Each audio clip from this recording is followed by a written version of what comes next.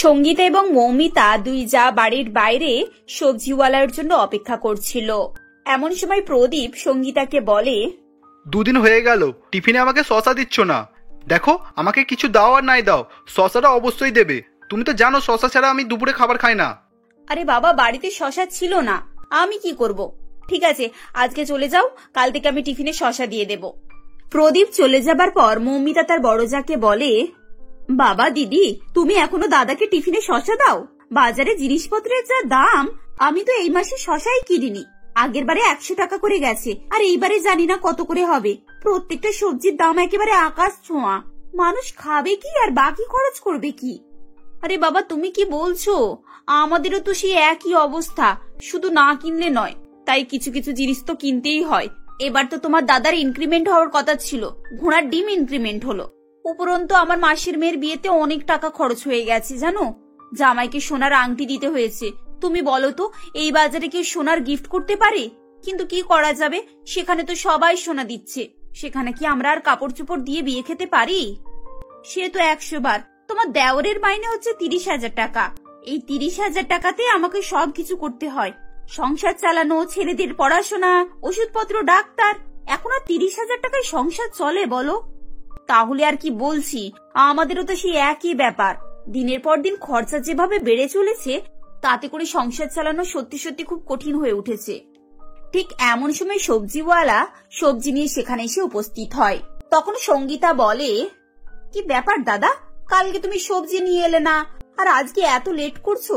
তুমি তো জানো আমরা তোমার জন্যই অপেক্ষা করে থাকি। সবজি আনলে তবে আমাদের রান্না হয়। দিদি, এই সময় আমার প্রতি বছরে খুব চাপ থাকে। আমি তো ঠেলা গাড়িতে ফাস্টফুড বিক্রি করি, সেই জন্য কদিন আসতেই পারিনি। হ্যাঁ গো দাদা, তুমি এবার ফাস্ট ফুড বিক্রি করো, তাহলে তোমার দুটো ব্যবসা হবে। আর আজকালকার যা দিন, মানুষ একটা ব্যবসাতে কি করে সামলাবে বলো তো? আর যারা সবজি বিক্রি করে, রাস্তায় দাঁড়িয়ে খাবার বিক্রি করে, তাদের জীবন তো আরো কষ্টকর। তাদের সংসার চালাতে গেলে অনেক কষ্ট করে এসব করতে হয়। গরিবদের উপরে তো আরো অত্যাচার হচ্ছে। ও দিদি, গরিব কাকে বলছো? ঠেলা গাড়িতে ফাস্টফুড বিক্রি করা আমার পেশা। এই খাবার বিক্রি করে আমার অনেক টাকা রোজগার হয়। গরিব ধনীর প্রশ্ন কোথা থেকে আসছে? আপনার স্বামী কত টাকা রোজগার করে জানো? ও বাবা, আমাদের স্বামী কত রোজগার করে না করে তা তোমাকে জানাতে যাব কেন? তুমি সবজি বিক্রি করতে এসেছো, সবজি দিয়ে চলে যাও। এত কথা কিসের তোমার? আরে বাবা, আমি যখন এখানে আসলাম তখনই তো শুনলাম আমি শুধু ঠেলা গাড়িতে 5,000 টাকা রোজগার করি। মাত্র 5,000 টাকা? আর আমার স্বামীর প্রতি মাসের ইনকাম কত জানো? 30,000 টাকা, বুঝেছো? আমাদের প্রত্যেক দিনের ইনকাম 5,000 টাকা, তাই মাসে হয় ওই 1.5 লাখ টাকা। ঠেলা গাড়ি করে সবজি খাবার এসব বিক্রি করে, তা বলে কম ভেবো না। এই বলে সবজিওয়ালা তাদেরকে সবজি দিয়ে সেখান থেকে চলে যায়। সবজিওয়ালার কথা শুনে দুই যা একে অপরের মুখের দিকে হাঁ করে চেয়ে থাকে।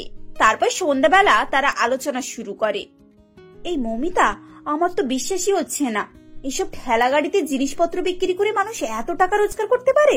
আর আমরা, আমাদের স্বামীরা ডিগ্রি, ডিপ্লোমা, বিটেক এসব করেও মাত্র 30,000 টাকা ইনকাম করে। আরে বাবা, ওরা অফিসে এমন ভাবে যায়, কোট প্যান্ট শুট, তাতেই তো 5,000 টাকা খরচ হয়ে যায়। জানো দিদি, আমিও না সকাল থেকে এটাই ভাবছি, যেখানে টাকা ইনকাম নেই সেখানে এত ঠাঁট দেখিয়ে লাভ কি বলতো? আচ্ছা, আমরাও যদি এরকম কোন একটা ব্যবসা করি তাহলে কেমন হয় বলতো? একবার ভেবে দেখো, মাসে যদি আমরা 1 লাখ টাকাও ইনকাম করতে পারি, তাহলেও কিন্তু অনেক। বড় একটা পাকা বাড়ি করে ফেলবো, গাড়ি থাকবে, ছেলে মেয়েরা ভালো স্কুলে পড়বে, আর আমাদের সব স্বপ্ন পূরণও হবে। তোমার কথাটা না একেবারে ঠিক, আমিও মনে মনে এই চিন্তাটাই করছি, বুঝলে? আজ ওরা এলে না, ওদের সঙ্গে একবার ভালো করে ব্যাপারটা নিয়ে আলোচনা করতে হবে। রাতের বেলা তাদের স্বামীরা অফিস থেকে ফিরে এলে তারা সবাই একসঙ্গে বসে এবং ব্যবসার কথা বলে। অনেক আলাপ আলোচনার পর সুদীপ এবং প্রদীপ তাদের বউদের কথায় রাজি হয়ে যায়। দেখো, এসব ব্যবসা করা কিন্তু খুব রিস্ক।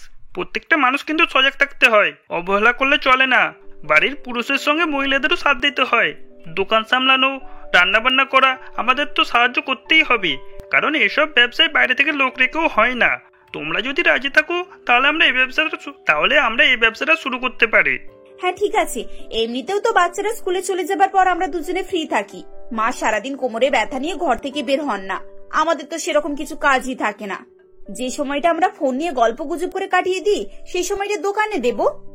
একদমই তাই, ওসব নিয়ে না তোমাদের চিন্তা করতে হবে না। নিজেদের আর নিজেদের সন্তানদের ভবিষ্যৎ উজ্জ্বল করার জন্য আমরাও দিনরাত পরিশ্রম করতে রাজি আছি। আরে এখন বয়স কম, এখন পরিশ্রম করব না তো কখন করব শুনি? এই সময় যদি ভালো করে টাকা গুছিয়ে নিতে পারি তাহলেই তো ভবিষ্যৎটা নিশ্চিত হবে। এই বলে তারা চারজনে মিলে কিছু টাকা ইনভেস্ট করে এবং তাদের ঠেলা গাড়ির ব্যবসা শুরু করে। চারজনের বুদ্ধি এবং কঠিন পরিশ্রমের ফলে কিছুদিনের মধ্যেই তাদের ব্যবসা দাঁড়িয়ে যায়। ধীরে ধীরে দোকানে খদ্দের বাড়তে শুরু করে। এমনই একদিন সঙ্গীতার মেয়ে রানী এবং মৌমিতার মেয়ে পিঙ্কি কাঁদতে কাঁদতে তাদের কাছে আসে। বাবা, ও বাবা, আমি আর স্কুলে যাব না। আমাকে টিচার অনেক মেরেছে, তারপরে বলেছে গার্জেন না নিয়ে গেলে আমাকে ক্লাস করতে দেবে না। এই, টিচার শুধু শুধু এমন করে মারবে? তুই কিছু একটা করেছিস, নিশ্চয়ই কারোর সঙ্গে মারপিট ঝগড়া করেছিস। না না, মারপিট করিনি, তুমি পিঙ্কিকে জিজ্ঞাসা করো। হ্যাঁ জেঠিমা, দিদি তো কিছুই করেনি। আসলে এই কদিন আমাদের হোমওয়ার্ক হচ্ছে না, সেই জন্য টিচার আমাদের উপরে খুব রেগে আছে। মা, আমি কিন্তু কাল থেকে স্কুলে যাব না, আমার একদম ভালো লাগে না। আমিও যাব না, কালকে যদি তোমরা আমাদের সঙ্গে না যাও টিচার আমাদেরকে আবার মারবে। কি করা যায় বলো তো? এখন দোকান ফেলে যে ওদের গার্জেন মিটিং এ যাবো সেটাও তো সম্ভব না। তাছাড়া আমাদের স্কুলে তো সবসময় এরকম ঝামেলা লেগেই থাকে, আর আমরা তো একটা মিনিটের জন্য বাইরেও সময় দিতে পারবো না। আমি ভাবছিলাম কি ওদেরকে এবছর আর স্কুলে পাঠাবো না।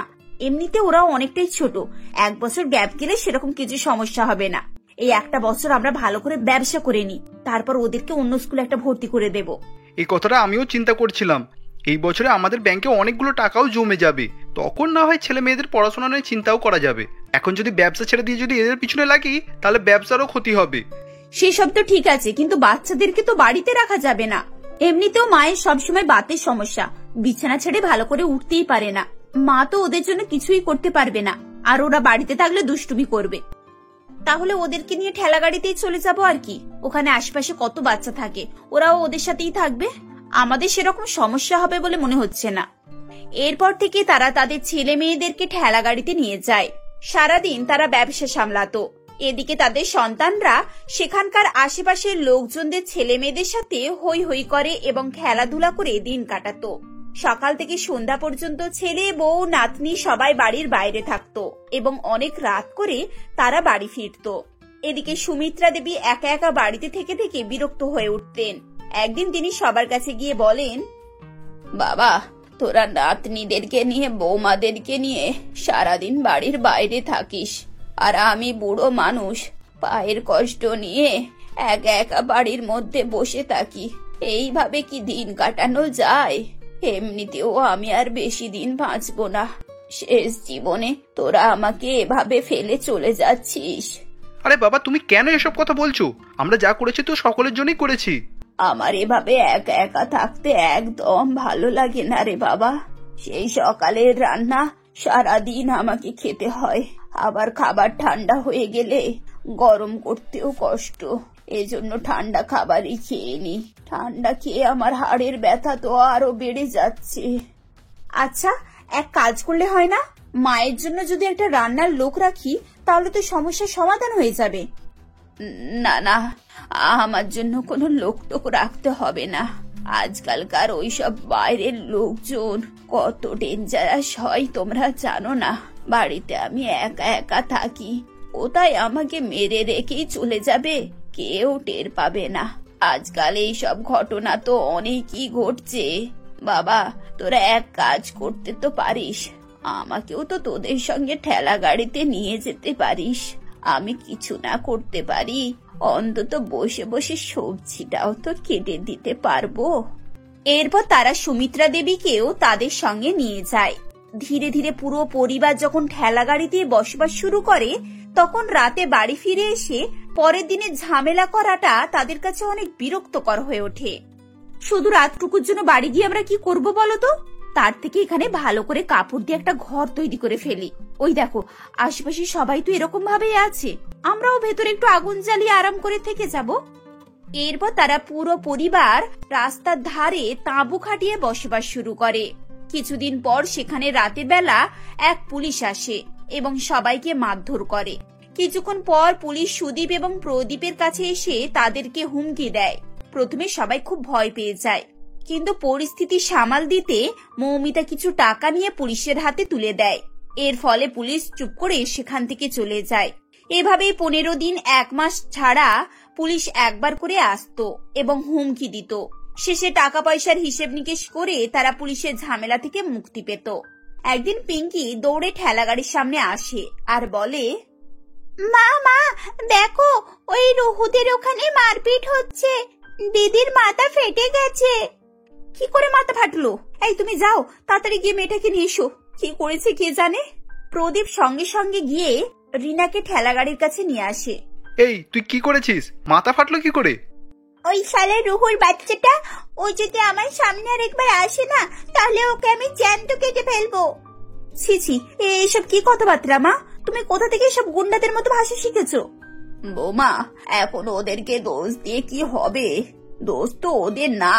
ওরা যেরকম পরিবেশে মানুষ হবে, যেগুলো দেখবে সেরকমই তো শিখবে বলো। এখানে বস্তিবাসীদের সঙ্গে থেকে তোমাদের বাচ্চারাও তো তাদের মতোই কথা বলবে।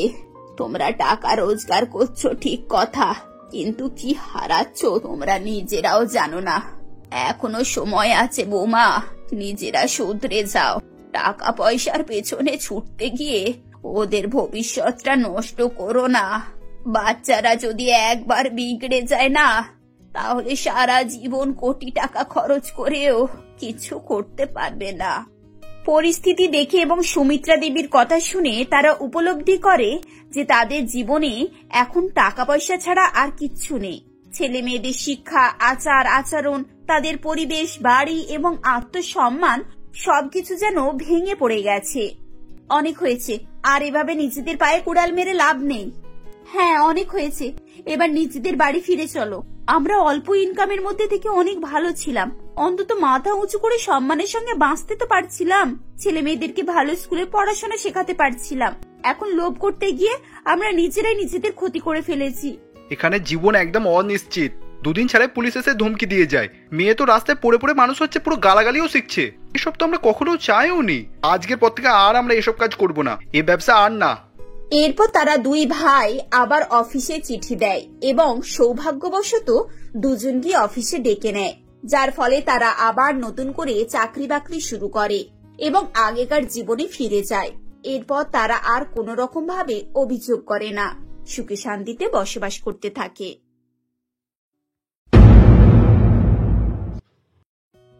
দীপঙ্কর বাবু তার স্ত্রী মিহুলাকে নিয়ে বকখালিতে বাস করত। বকখালি জায়গাটি একটি সমুদ্র কেন্দ্রিক দ্বীপ এলাকা ছিল, যেখানের চারিদিক জলে পরিপূর্ণ থাকায় সেখানে সমুদ্র কেন্দ্রিক বিভিন্ন জীবিকা গড়ে উঠেছিল। তাদের মধ্যে পর্যটন কেন্দ্র, মৎস্য জীবিকা ও হোটেল ব্যবসায়ী প্রধান ছিল। আর যারা মধ্যবিত্ত ছিল তারা ছোটখাটো কাজকাম করেই তাদের জীবিকা নির্বাহ করত। এমনই সেখানে দীপঙ্কর তার নৌকা নিয়ে মাছ ধরার কাজ করত, আর এতে করেই সে তার সংসার চালাতো। এমনই সেদিন, अरे वो नाव वाले, ये तू कहाँ जा रहा है? जरा हमको भी इधर से ले चल, हमको नदी के उस पार जाना है। আরে না না বাবু, আমি নদী পারাপার করাই না, আসলে আমি নদীতে মাছ ধরি আর এখন মাছ ধরতেই যাচ্ছি। আরে অত করি না বলে কাটালে ইনকাম হবে না, বুঝলে? বিজনেস করছো মানে সবকিছুতেই বিজনেস করতে হবে, তাহলেই তো তুমি বড় হতে পারবে। এই দেখো, আমাকেই দেখো না, একদিন হোটেলে কাজ করতাম আর এখন হোটেলের মালিক। এখন পয়সার জন্য মানুষ তো সবকিছুই করছে। হ্যাঁ, একদিক থেকে ঠিকই বলেছে, সেই তো আমি ওপারেই যাচ্ছি। তা এখন যদি একে নিয়ে যাই তাহলে হাতে কিছু টাকাও চলে আসবে। কি হলো, তুমি এখন আমাকে নিয়ে চলবে নাকি আমি অন্যজনকে ডেকে বলবো? আচ্ছা ঠিক আছে বাবু, চলুন, আমি নিয়ে যাচ্ছি, আমি এমনিতেও ওপারে যাচ্ছিলাম। এই বলে দীপঙ্কর সেদিন বিশ্বনাথ বাবুকে নৌকায় তুলে নেয়। তারপর সে তখন ধীরে ধীরে তার নৌকা চালাতে থাকে, যেটা দেখে বিশ্বনাথ বাবু বলে, আরে বাহ, তুমি তো খুব ভালো নৌকা চালাও। তা তোমার নৌকায় উঠে এখন আমার কোনোই ভয় লাগছে না, বুঝেছো? যেখানে আমি অন্য মাঝির নৌকায় উঠতাম, কিন্তু উঠে দেখি ওরা সবাই দুলিয়ে দুলিয়ে নৌকা চালায়। সে আমি কিভাবে বলবো বলুন বাবু, আমি তো এভাবেই চালাই। আসলে এর আগে নৌকায় কেউ ওঠেনি তো, তাই আমি জানি না। এখন আপনিই আমার প্রথম যাত্রী। তাতে কি আছে, তুমি প্রতিদিনই এখানে আসবে। আমিও আমার বন্ধুরা প্রায় সময় এখানে যাতায়াত করে থাকি। এতে করে তুমি 50 টাকা করে ভাড়াও পেয়ে যাবে আর তোমার ইনকামও হয়ে যাবে। বিশ্বনাথ বাবুর কথা শুনে দীপঙ্করের তখন ঠিক বলেই মনে হয়। ও সেদিন তার নৌকায় করে যাত্রী পারাপার করতে থাকে, যার ফলে তার অনেক টাকা রোজগার হয়। এরপর সে সন্ধ্যাবেলায় বাড়ি ফিরে আসে। তখন, কি গো, তুমি এতক্ষণ কোথায় ছিলে? আমি তোমাকে সারাদিন কত খুঁজছিলাম, এমনকি তোমাকে নদীতেও খুঁজতে এলাম, কিন্তু তুমি তো ওখানে ছিলে না। হ্যাঁ, তা আমি ওখানে থাকবো কিভাবে? আমি তো অন্য জায়গায় ছিলাম। এখন আমায় তাড়াতাড়ি খেতে দাও, আমার খুব খিদে পেয়েছে। ও, এখন বাড়িতে আসতে না আসতেই খিদে পেয়ে গেল? কেন, সারাদিন যখন বাইরে ছিলে তখন খিদের কথা মনে ছিল না? আমি তো ভাবলাম তুমি হয়তো আজ হোটেল থেকে নামি দামি খাবার খেয়ে আসবে। আরে বাবা, আমি সেটা কিভাবে করতে পারি যেখানে তুমি এত সুন্দর খাবার তৈরি করো? এখন তোমার হাতের তৈরি খাবার ছেড়ে আমি হোটেলের খাবার খেতে যাব কেন? তা তোমায় আর তেল মারতে হবে না। এখন তুমি আগে বলো তো, তুমি এতক্ষণ কোথায় ছিলে? আজ আমি তোমার জন্য কত চিন্তা করছিলাম তুমি জানো। মিহুলা এভাবেই তখন দীপঙ্করকে বলতে থাকে। আসলে তারা দারিদ্র হলেও তারা তাতেই সন্তুষ্ট ছিল, আর তাই তারা তাদের প্রতিটা মুহূর্তই হাসি খুশিতে কাটাতো। এরপর মিহুলার কথা শুনে দীপঙ্কর তাকে সমস্ত ঘটনা বলে, যেটা শুনে মিহুলা তাকে বলে, হ্যাঁ সে না হয় ঠিক আছে, কিন্তু তুমি এভাবে শুকিয়ে সারাদিন কিভাবে থাকবে? তুমি বরং কাল থেকে সঙ্গে করে খাবার নিয়ে যাবে, কেমন? ঠিক আছে, তাহলে আমায় টিফিনে করে খাবার দিয়ে দেবে। আমি সময় মতো ওখানেই বসে খেয়ে নেবো। এবারে তুমি খুশি তো? সেটা আবার বলতে লাগে নাকি? আচ্ছা চলো, এখন তুমি খেয়ে নাও, এমনিতেও আজ অনেক সময় হয়ে গিয়েছে। মিহুলার কথা শুনে তখন দীপঙ্কর ফ্রেশ হতে চলে যায়। এরপর তারা সেদিন খাওয়া দাওয়া শেষ করে ঘুমিয়ে পড়ে। এভাবেই সেদিনটা কেটে যায়। পরের দিন দীপঙ্কর মিহুলার কথা মতোই খাবার নিয়ে নদীতে যায় ও সে গিয়ে যাত্রী পারাপার করতে থাকে। ঠিক তখনই বিশ্বনাথ বাবু তার বন্ধুদেরকে নিয়ে সেখানে এসে উপস্থিত হয়। তখন, ও দীপঙ্কর ভাইয়া, চলো हमको भी उधर ले चलो, আমরা আজ সকলেই ওপারে যাব। হ্যাঁ বাবু, চলুন না। আমি কাল আপনার কথা মতো আজও এসেছি, আর এটা করে কাল আমার রোজগারও বেশ কিছুটা বেড়ে গিয়েছিল। হ্যাঁ তাহলে ঠিক আছে। এই যে শিবানী, আমি তোকে কাল বলেছিলাম না যে এই নদীতে একটা ভালো মাঝি আছে? তা এই সেই দীপঙ্কর। হ্যাঁ রে, সে তো দেখতেই পাচ্ছি, কিন্তু ওপারে না যাওয়া পর্যন্ত আমি শান্তি পাবো না, কারণ এখন আমার খুব জোরে খিদে লেগেছে। এখন যদি এই নৌকায় কিছু খাবার পেতাম তাহলে খুব ভালোই হতো। সে নিয়ে চিন্তা করবেন না দিদি, এই নিন, আমার স্ত্রী আমার জন্য খাবার পাঠিয়েছে। এখন আপনি বরং এটা খেয়ে নিন, আমি না হয় পরে খেয়ে নেব। দীপঙ্করের কথা শুনে তখন শিবানী খাবারটি নিয়ে নেয় ও সে তখন খিদেতে থাকায় সেটাকে খেতে থাকে। এরপর খেতে খেতে বলে, আরে বাহ, তোমার নিয়ে আসা খাবার তো খুবই সুস্বাদু। তা তুমি কোনো হোটেল থেকে কিনে নিয়ে এসেছো নাকি? না দিদি, আসলে আমি কোনো হোটেল থেকে নিয়ে আসিনি, এটা আমার স্ত্রী বানিয়েছে, আর ও খুবই ভালো খাবার তৈরি করতে পারে। তাহলে তুমি এক কাজ করছো না কেন? তুমি নৌকা চালানোর পাশাপাশি নৌকায় হোটেল করে খাবার বিক্রি করো, দেখবে এতে তোমার ব্যবসা বাড়বে। আরে না না, থাক, ঈশ্বর আমায় যেটা দিয়েছেন তাতেই আমার চলে যাচ্ছে, এখন এগুলোর কোনো প্রয়োজন নেই। আরে পাগল, তুমি সেই একই রয়ে গেলে। বলি তোমরা এত বোকা কেন?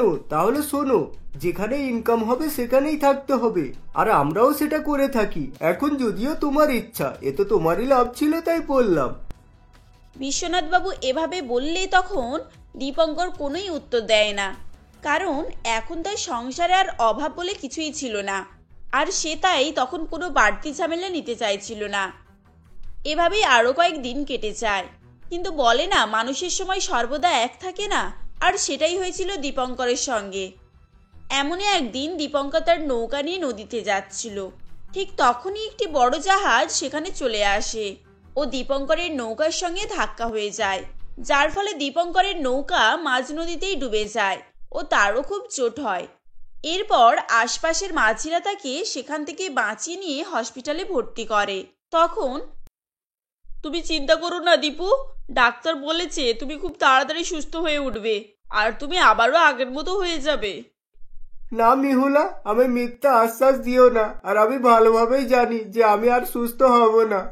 এখন তুমি শুধু শুধু আমার পিছনে টাকা খরচ করছো। তুমি এরকম করে বলো না প্লিজ, আমি তোমাকে সুস্থ করার জন্য সবকিছু করতে রাজি আছি। প্রয়োজনে আমাদের জায়গা জমি সবকিছু আমি বিক্রি করে দেব। এখন তুমি চলো আমার সঙ্গে, ডাক্তার তোমাকে ছুটি দিয়ে দিয়েছেন।